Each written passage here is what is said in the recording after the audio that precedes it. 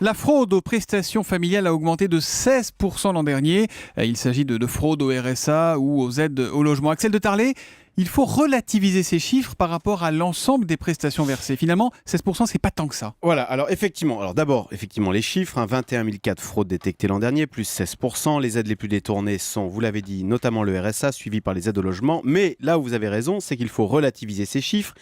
La fraude détectée, ça représente quoi ? Ça représente 140 millions d'euros par rapport à 65 milliards d'euros. On a 140 millions d'un côté et 65 milliards de l'autre. Ça représente 0,2%. Ça veut dire que sur 100 euros d'aide versée, la fraude représente à peine 20 centimes. Alors, c'est moralement inacceptable, mais vous voyez, financièrement, c'est minime. Oui, mais attendez, là, vous parlez de la fraude détectée par définition, celle que l'on connaît, celle que l'on a démasquée. Il y a une large partie de la fraude qui échappe peut-être aux enquêteurs de la Sécu. Alors écoutez, les enquêteurs disent qu'ils sont de mieux en mieux armés, qu'ils détectent énormément, ils croisent les fichiers. C'est d'ailleurs pour ça que les chiffres augmentent, c'est parce qu'on détecte mieux qu'avant la fraude. Et que trouve-t-on ? Eh bien, de la petite fraude. 7 fois sur 10, c'est par exemple une personne qui ne signale pas un changement d'activité ou un changement de ressources. Puis vous avez la personne qui ne signale pas, alors ça c'est 2 fois sur 10, qu'elle vit en concubinage pour toucher plus d'aide. Il s'agit de petites fraudes de survie, c'est les mots de la CAF, la Caisse d'allocation familiale.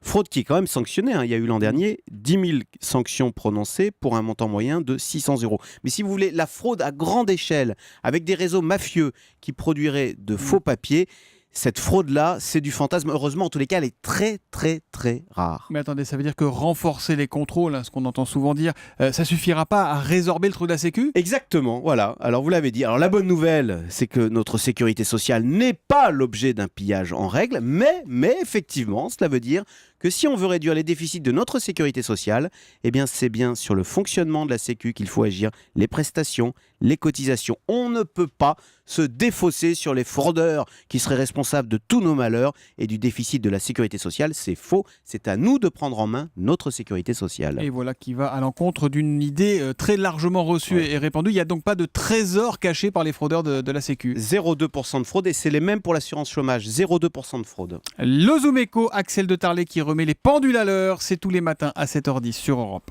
1.